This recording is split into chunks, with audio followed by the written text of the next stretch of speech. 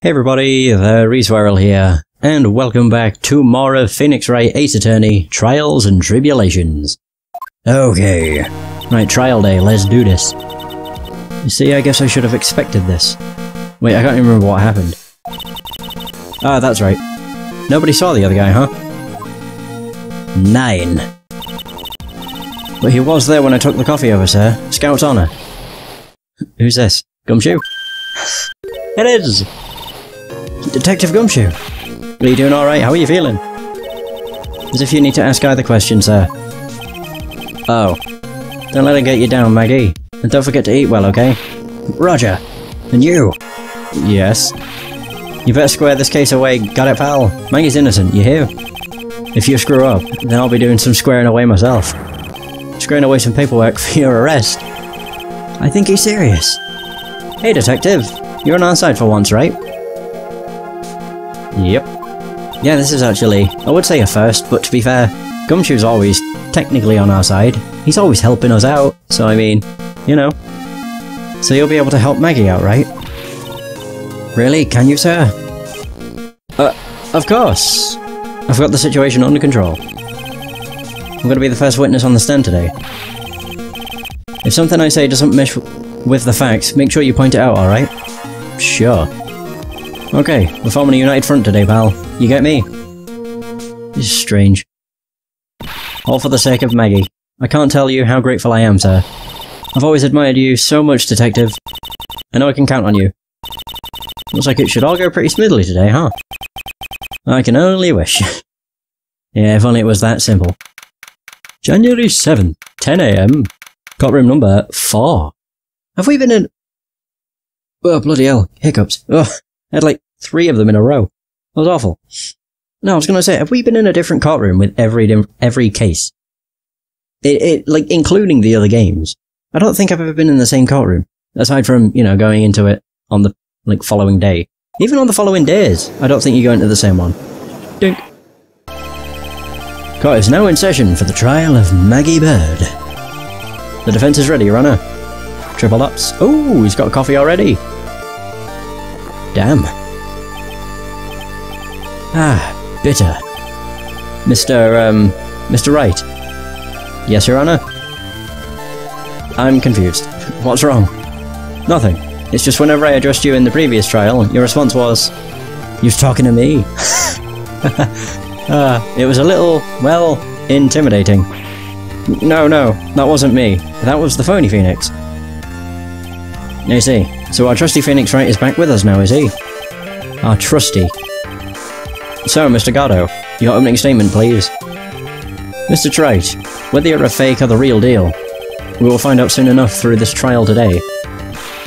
But I can already tell you, I'm the real Phoenix Wright.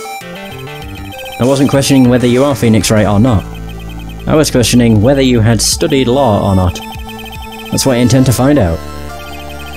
There's no denying it. Behind that mask is a man who really hates me for some reason or another. I mean, he just keeps calling him trite, for no reason, other than the fact he knows it annoys him. Either way, as everyone is aware, the court has already given its verdict in this case once. Therefore, I won't stand for irrelevant testimony during this retrial. Nor will I stand for a simple repetition of the evidence presented in the last trial. I'm not planning on repeating anything that phony me said, trust me.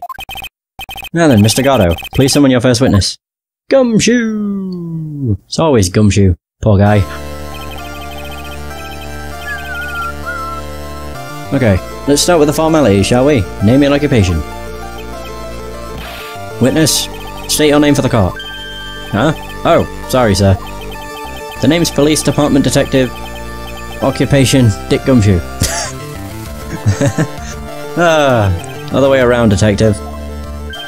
Huh? Oh, sorry. Anyway, I'm the officer in charge of this case since yesterday, sir. Since yesterday? Yeah, the guy who was on the initial investigations tied up with another case now. I hope Gumshoe's really got everything under control, for everyone's sake. I see. So, Detective Gumshoe, would you outline for the court the basic facts of the case? Yes, sir. The victim's name was Glenn Elg, who was a professional programmer. He was on the payroll of Blue Screens Inc., a local company. I shouldn't say computer company. This is the victim's autopsy report. The court accepts this into evidence. Dankeschön. Wait, is this the first piece of evidence we've gotten? No. And here are the floor plans of the restaurant. Oh no, I do have more. That must be like the second page. Okay, cool. Right. Whoa. When the incident took place, the victim was sitting right here. The poisoned coffee was brought over to him by the, defendant? By the waitress. The waitress being the accused. Yeah. Oof. The victim died from poisoning almost immediately after he took a sip of the coffee. At the time of the incident, there were 2 other people in the restaurant. Mr. Gene Armstrong, the owner and chef, and a regular by the name of Mr. Victor Kudo. Something smells here. And it ain't the butts, for once. It seems to be a very straightforward case to me. Très bien. Floor plans have been added. Woohoo! Come, detective, take up this hammer, and nail the defendant's coffin shut with your own 2 hands. Now then, Detective Gumshoe, let's have your testimony. Yes, sir. Okay. The incident. When the incident took place, the victim was alone at his table, sir. We understand that the guy, Glenn Elg, was listening to the radio at the time. Traces of poison were found in his coffee cup. What we found was potassium cyanide. That stuff really packs a punch. And, it looks like Miss Bird might have had, well, some kind of a motive. Okay. Using the dark, aromatic depths of coffee to conceal the poison. Classy lady. The facts of this case seem to be ironclad. Mr. Wright, I would ask you to begin your cross-examination, but... Yes? Please, no intimidation tricks this time around. Is that understood? Oh my god. I already told you, that wasn't me. It was brilliant. If only we got to see that trial, that would have been the best. So the incident. I don't know why I made such retarded noises. Right, so he was alone at the table. Objection! Hold it. I mean, I do object. Can I stop you for just a minute? Huh? What is it? Did I say something that contradicts the evidence? He's so desperate for that to be true, he's practically crying. Your testimony just now doesn't match the testimony given by Miss Bird. She claims that there was another man at the victim's table. Yeah, that's what she said, and I... Ooh. What killer wouldn't say that when faced with a homicide conviction? Hey. Sadly, her testimony isn't supported by the owner of or the other customer. Isn't that right, Detective Gumshoe? Yeah, it's true. Their 2 testimonies tie up on that. They both said there was no other guy at the table. What should I do? Should I press on this point a little harder or not? Yeah, go for it. I just don't understand. How could one person see another person? Oh god. How could Maggie see another guy sat at the table with Glenn Elg, but nobody else could? Well, maybe the other witnesses just missed him. Perhaps their view of the victim's table was obscured in some way. Huh. That argument is as weak as the coffee at Tribulations, right? I have here in my possession a ticket. A ticket? Looks more like a photo to me. Yes, a one-way ticket to Guiltyville. Population, the defendant. This is a photograph taken from near the entrance to the kitchen. This is the scene as witnessed by the sheriff moments after the poisoning took place, correct? I think the court will agree that with such a clear view of the scene of the crime. How, Mr. Trite, could anyone have overlooked a second person at the table? Crap. Just crap. It certainly seems to show the victim's table extremely clearly. Crime photo added to the court record. Understand that the guy Glenn Elg was listening to the radio at the time. Ooh! I wonder. He was listening to his radio, you say? Yeah. He had a portable radio in his chest pocket. Maggie told us that too, didn't she? Something about how one of them had some sort of earpiece. What should I do? Should I press on this point a little harder? No. No. No. No, I should leave it alone. I've got a bad feeling about where this is going. If you got a bad feeling about this, then maybe you should leave it alone. I once had a bad feeling that I was about to have a bad feeling. It was really bad. Maybe I should move on to another part of his testimony. Yeah, maybe. Found in his coffee cup. Do we actually have the coffee cup? No, we don't. Okay. What about the autopsy? What does it say? Alright. Whoop. So, traces of the poison were found in the coffee cup and nowhere else. Not sure I get you, pal. Was the poison a liquid? Or was it a powder? If I had to put it in layman's terms, I'd say it was a powdery substance. So the poison could have been in anything that was on the table. Sugar, salt, pepper. Do you put salt and pepper in your coffee, right? No, but you do put sugar in it. Assuming you like it sweet and not bitter. The victim took his coffee black with no sugar. I can't do that. I think I've tried a black coffee once, and holy balls. It was, oh god, it nearly blew my head off with how bitter the bloody thing was. It seems that the poison could only have been in the coffee. What should I do? Press on this point a little harder or not? Yeah! You're absolutely certain that the victim even drank any of his coffee? Huh? What do you mean? According to this file, the poison was found in the victim's coffee cup. But what proof is there that the victim even drank any of it? Oh, hey, you're right! That's what I was thinking. Gumshoe's just kind of giving himself away, isn't he? In case you were wondering, that last objection was for the detective there. Huh? For me? Oh. Oh, hey, you're right! You may be fooling the court, but I'm not falling for it. If you have time to waste, have the time to waste, you have the time to present that piece of evidence. That piece, sir? Yes, that piece. Oh no! What piece was it again? Oh my god. Oh, Gumshoe.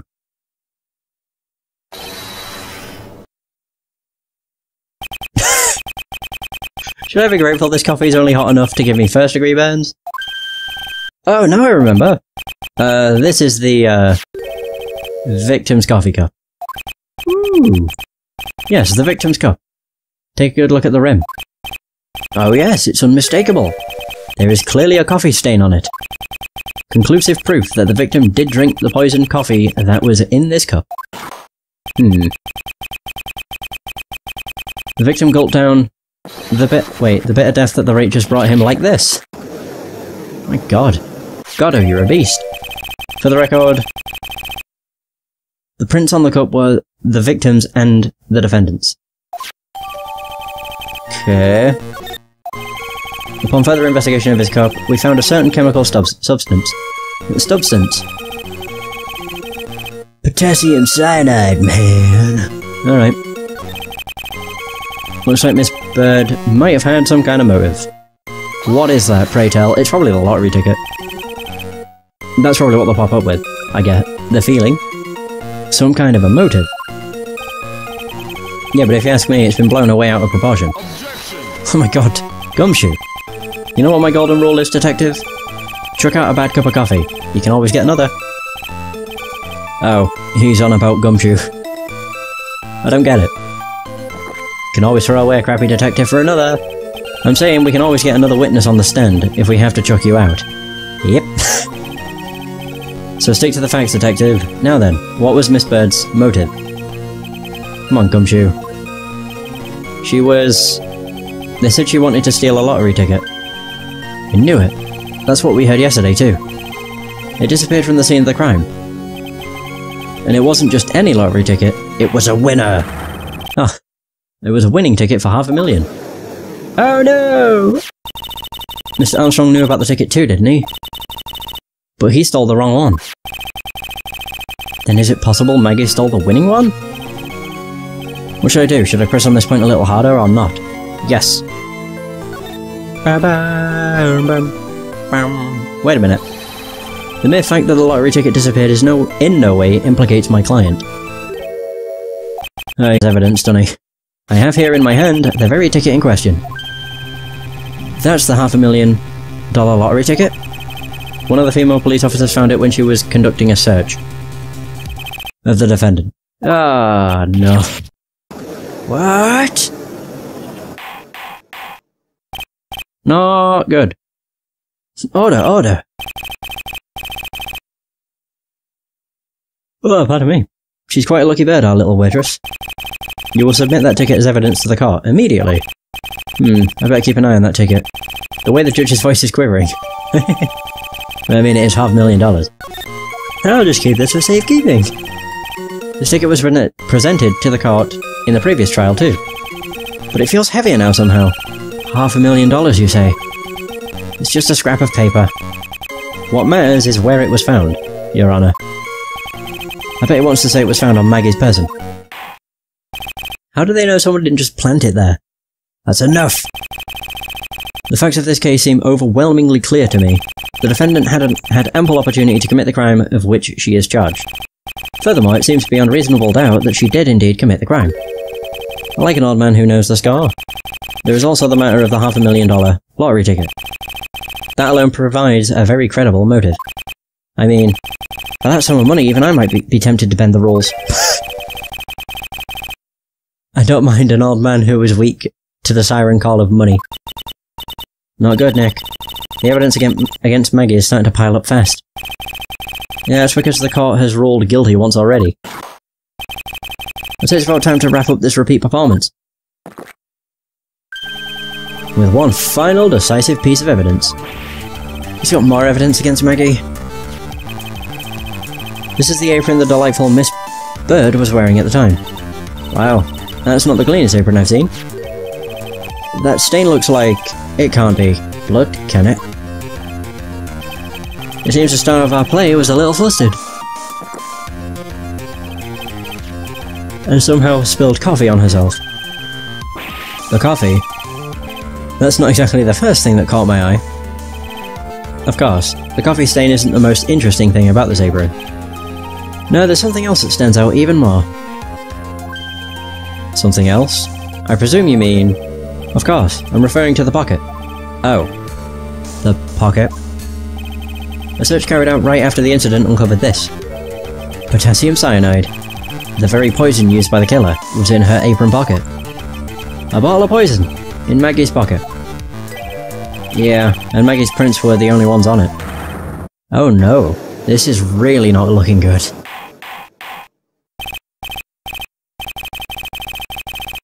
Huh. The court will accept these items into evidence. So we got an apron, and potassium cyanide. Oh dear. There's something still bothering me. Oi oi oi, Mr. Godot. Why have you not explained the bloodstain to the court? Bloodstain? What bloodstain would that be?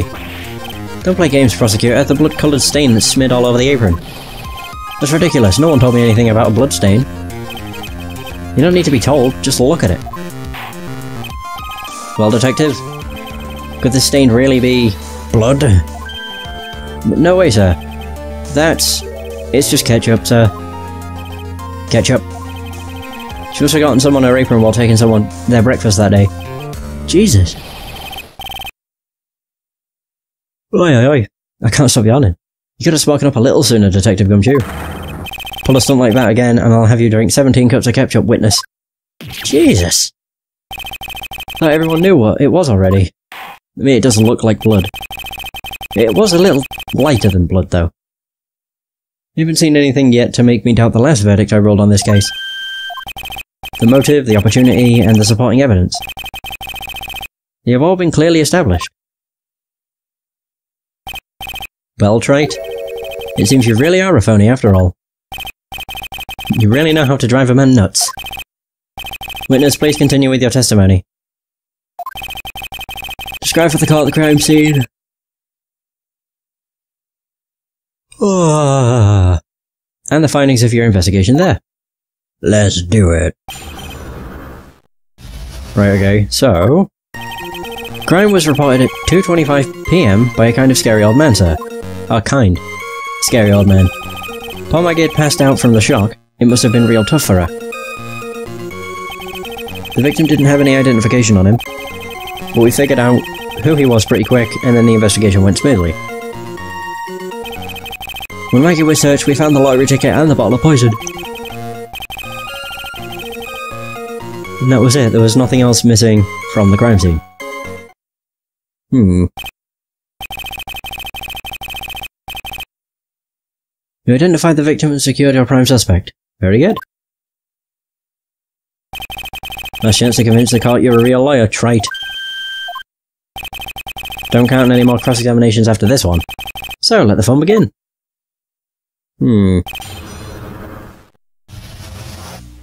Okay. Is that Victor Kudo? Kudo! Probably is Kudo. Scary old man, Detective Gumshoe? There's an old man who's a regular at the restaurant where the incident happened. Ah, we're obviously talking about the same old man. Kudo! Officers were dispatched right after the report came in, but the old guy still made a fuss. What took you so long? Then he hurled abuse at them, and seeds. Seeds. It was nothing. I caught each one with my teeth. What? I guess not even the mighty Godot can avoid being attacked by that guy. The old man was the only other customer in the place at the time. He took his time finding a payphone apparently, so he was late reporting the crime. How late?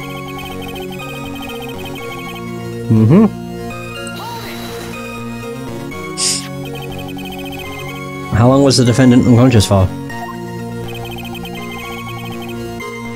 The officer got to the crime scene at around 2:40 PM. Maggie was still out cold in the kitchen at the time. It took another 10 minutes or so before she came to.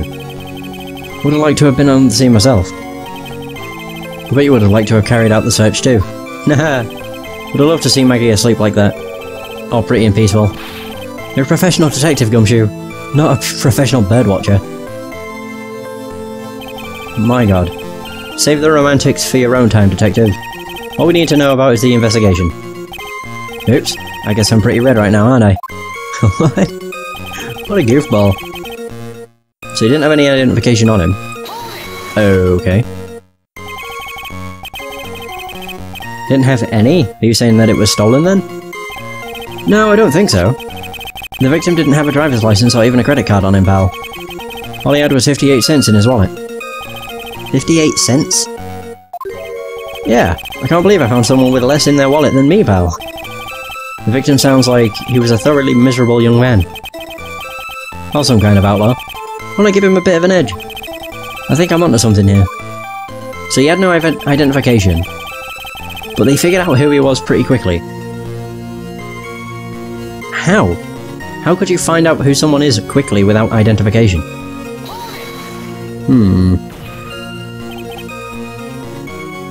Wait a sec. Huh? Did I say something dumb again? Let me paraphrase what you just testified to this court. The victim didn't have any form of ID on him. That's basically what you said, yes?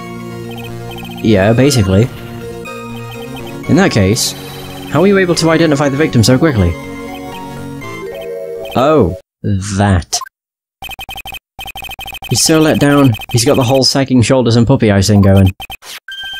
There was a prescription bag on the victim's table along with the lottery ticket. It seems Mr. Glenelg visited his doctor before he went to Tribulations. Oh, how useful. We got the victim's name from the medical records of the doc who prescribed the meds. That's a reliable enough source for the court. What should I do? Should I leave this alone or ask to hear more? Ooh, ask about his health insurance. No, ask about the bag.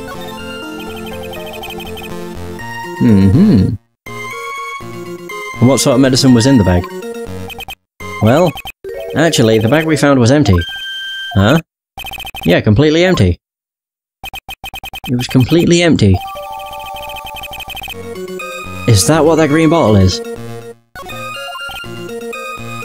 It actually could be. I mean, it was unmarked. But if it was in a prescription bag, it wouldn't need to be marked. You're entering in it an empty paper bag as evidence. Desperate, are you, Trite? Now, what happened with the investigation after that, Detective? When Maggie was searched, we found the lottery ticket and a bottle of poison.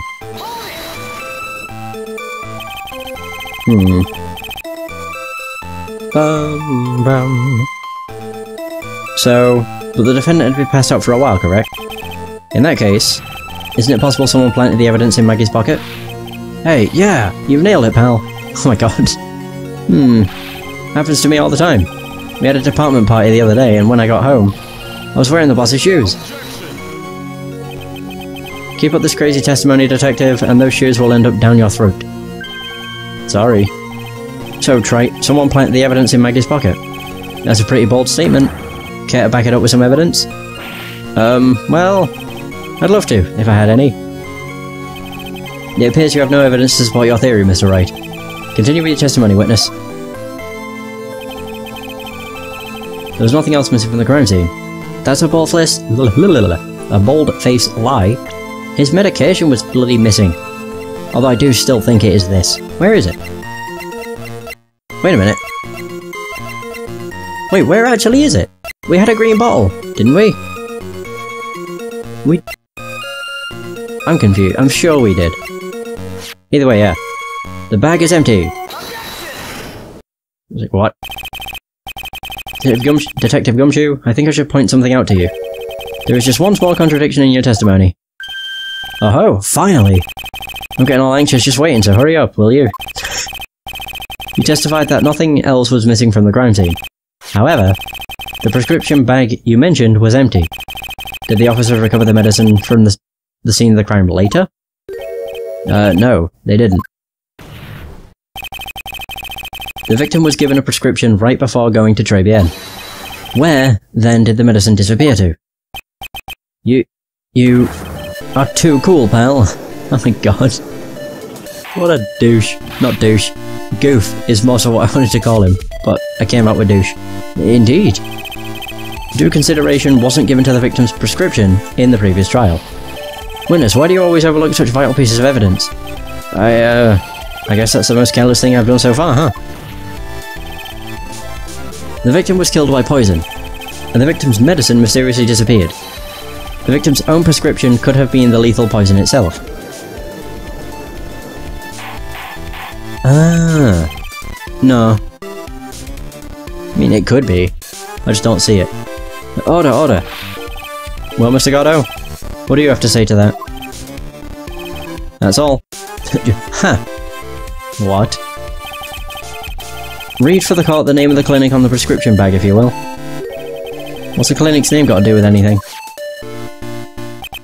New Ear... Oh. Wait. Otolaryngological. No idea how you say that. What kind of illness was the victim suffering from, Mr. Godot? Hardly an illness, Your Honor. More like a bit of a war wound, you could say. A war wound?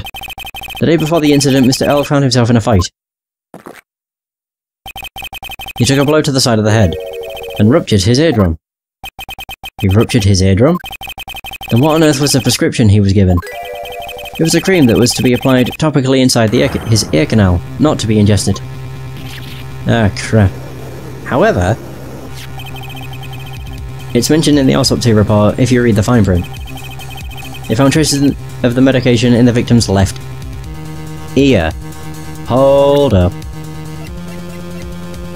Shoot. Is there anywhere that says, like, which ear he was listening to something in? No, you can't see anything from that. Sheesh.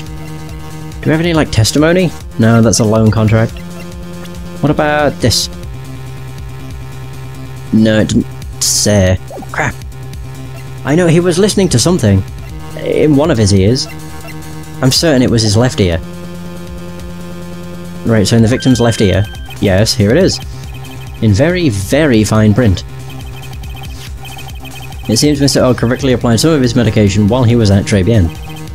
Therefore, it would be absurd to believe that he would have eaten his medication. It seems that this medication is irrelevant to the case after all.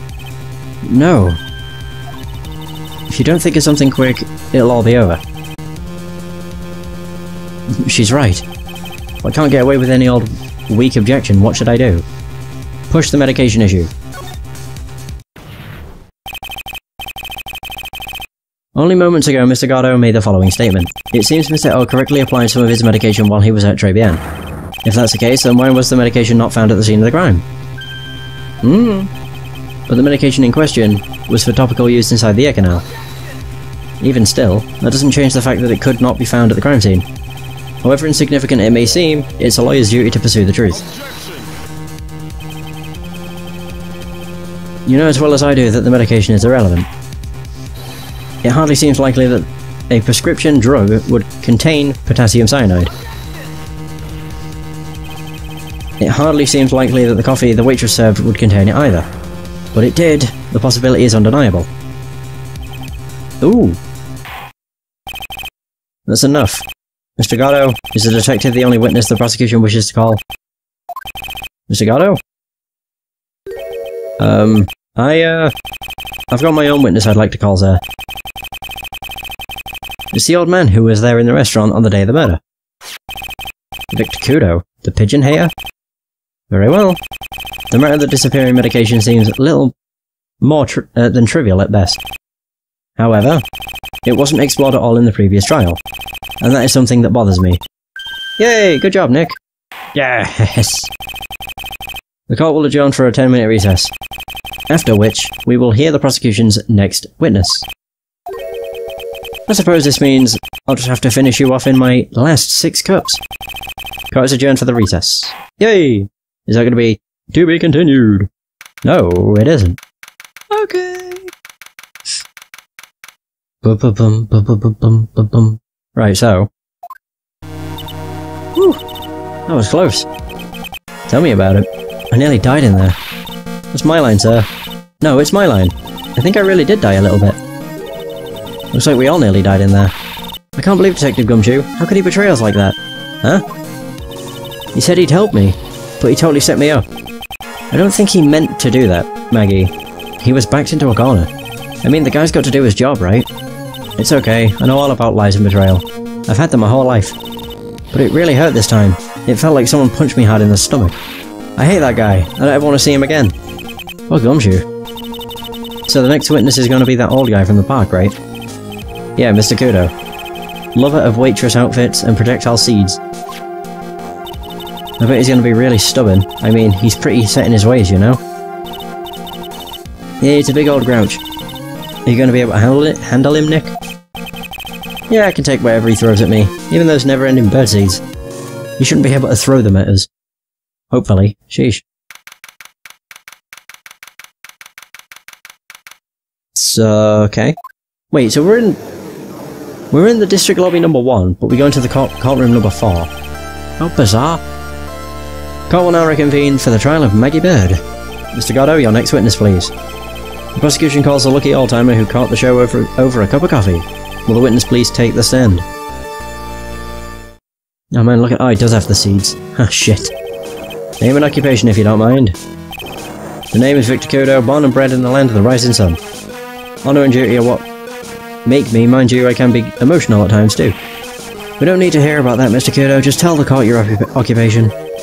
My occupation? Listen, youngin. How much coal do you think there is for kimono embroidery here? Kimono embroidery? That's what I do, or did, back in Japan. I embroidered family crests on kimonos. My ancestors were embroidering kimonos before this country even existed. Wow, a real craftsman. They're a dying breed. Hey, maybe he could embroider my costume sometime. Anyway, like I said, there's not much demand for that kind of thing here. So I had to take a job working the cash register at a burger joint, pretending to smile. That burger joint would have been better off putting him in the kitchen. Now then, witness. Were you in the restaurant at the time of the incident? Oh yes, I was eating some seeds over a cup of Javachino. Seeds? What do you think these are, I see. So you saw everything that happened, Gramps? Did I? Oh yes. Oh yes, I did. I saw it all. Then please, tell the court. We're all ears. Sure. I'll tell you. I'll tell you every last detail. He's really getting into this. Yeah, just a little bit. What I witnessed. So the young man was reading the sports paper. The serving girl brought him a Javachino, but she put something in it. The man took one sip of it, looked like he was in terrible pain, and then collapsed. That's the serving girl right there in the defendant's chair. I remember her well.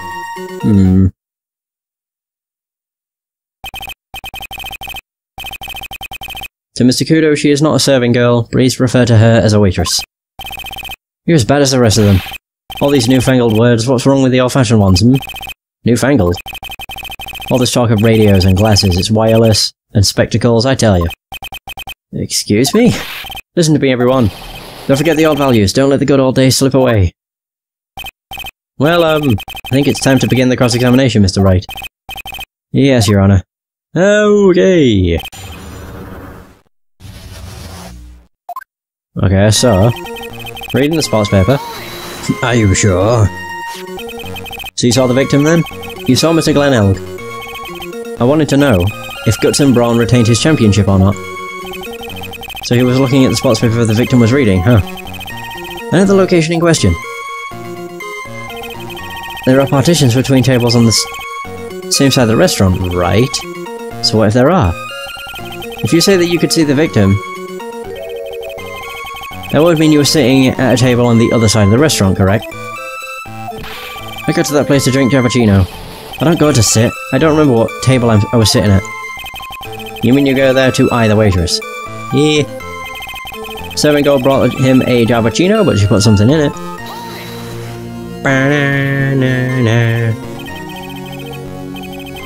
So, Mr. Kudo, that is a very grave accusation. Are you sure about what you saw? Victor Kudo never makes mistakes. I dot every T and cross every I. I see. My eyesight's fine. The doctor said I only need spectacles for reading and driving. I bet his eyes are only really fine when he's scoping out a waitress. And I saw what the serving girl put into the Cappuccino as well. I better know what's coming up, and something tells